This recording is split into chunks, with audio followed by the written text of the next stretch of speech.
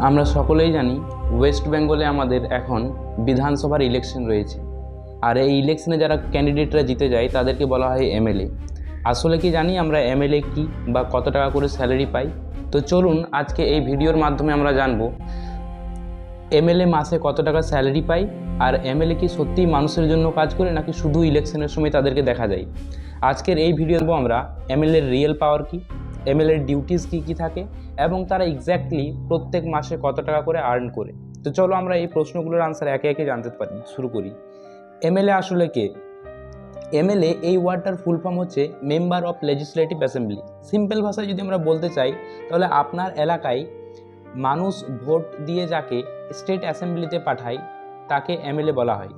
আমাদের ওয়েস্ট বেঙ্গলে বিধানসভাতে টোটাল 294 অর্থাৎ 294টি অ্যাসেম্বলি কনস্টিটিউয়েন্সিস আছে। এই অ্যাসেম্বলি কনস্টিটিউয়েন্সিসগুলো মেনলি পপুলেশনকে বেস করে ঠিক করা হয়। প্রত্যেকটি এলাকা থেকে এক একজন করে এমএলএ আসে, এমএলএকে ইলেক্ট করা হয়। এই সোর্সগুলো আমরা ইলেকশন কমিশন অফ ইন্ডিয়া থেকে জানতে পারি। তাহলে আমরা এরপর জানবো যে এমএলএর প্রধান কাজ, মেন ডিউটিস বা রেসপন্সিবিলিটিসগুলি কী কী, এগুলো আমরা পরপর জেনে নিই। অনেকেই ভাবেন যে এমএলএরা শুধু পলিটিক্স করে, কিন্তু অ্যাকচুয়ালি তাদের কয়েকটা ইম্পর্ট্যান্ট রেসপন্সিবিলিটিস আছে।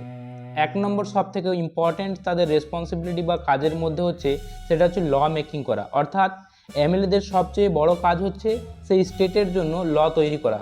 যেরকম এডুকেশন রিলেটেড ল বলতে পারি, এগ্রিকালচার রিলেটেড ল, পুলিশ ল, পাবলিক হেলথের জন্য ল, এরকম বিভিন্ন বিষয়ের উপর ল তৈরি করা হচ্ছে এমএলএদের বড় একটা রেসপন্সিবিলিটি।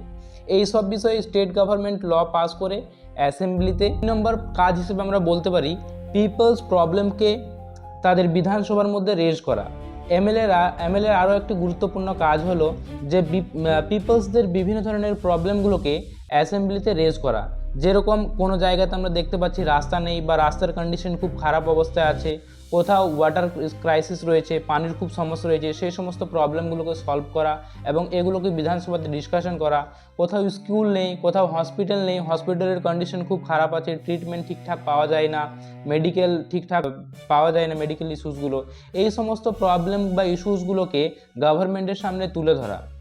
3 নম্বর সব থেকে বড় যেটা কাজ সেটা হচ্ছে গভর্নমেন্টকে কোয়েশ্চেন করা।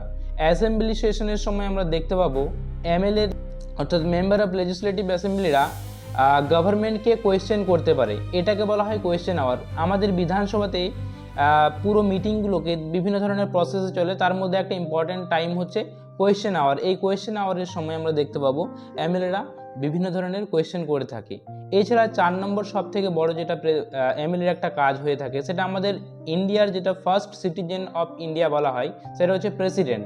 সেই প্রেসিডেন্টের ইলেকশনে ভোট দেওয়া হচ্ছে এমএলএর একটা ইম্পর্ট্যান্ট কাজ। অর্থাৎ ইন্ডিয়ার প্রেসিডেন্ট ইলেকশনের সময় বিভিন্ন এমপিদের সঙ্গে সঙ্গে এমএলএরাও, প্রত্যেকটি স্টেটের এমএলএরাও কিন্তু ভোট দিয়ে থাকেন। মানে দেশের সবচেয়ে বড় ইলেকশনগুলোর মধ্যে একটা হচ্ছে প্রেসিডেন্টের ইলেকশন। সেই প্রেসিডেন্টের ইলেকশনেও কিন্তু আমাদের এমএলএদের রোল দেখতে পাওয়া যায়। চলো আমাদের সব থেকে ইন্টারেস্টিং ফ্যাক্ট যেটা স্যালারি সবার কাছে একটা মোটিভেশন হিসেবে কাজ করে। তো আমরা জানি এই বিষয়েও যে এমএলএরা আসলে কত টাকা করে স্যালারি পায়। এখন আসি এই ইন্টারেস্টিং পার্টে। এমএলএদের স্যালারি ওয়েস্ট বেঙ্গলে এটা ভ্যারি করে, প্রত্যেকটা স্টেটে স্যালারিটা ভ্যারি করে। আমাদের ওয়েস্ট বেঙ্গলে একজন এমএলএ প্রায় 50,000 টাকা বেসিক স্যালারি পায়, অর্থাৎ 50,000 টাকা এটি বেসিক স্যালারি। এছাড়াও বিভিন্ন ধরনের অ্যালাউন্সেস সহ প্রায় 80,000 থেকে 1.2 লাখ পার মান্থ স্যালারি পায়, অর্থাৎ 80,000 থেকে 1,20,000 টাকা পার মান্থ স্যালারি পায় তারা। এছাড়াও এই স্যালারিগুলো ছাড়াও তারা বিভিন্ন ধরনের ফ্যাসিলিটিস পায়, এক্সট্রা ফ্যাসিলিটিস অ্যান্ড অ্যালাউন্সেস পায়। যেরকম ফ্রি ট্রাভেল অ্যালাউন্সেস, বিভিন্ন জায়গায় ট্রাভেল করার জন্য তারা প্লেনে যাওয়ার জন্য অ্যালাউন্সেস পায়, রেলওয়েতে ট্রাভেল অ্যালাউন্সেস পায়।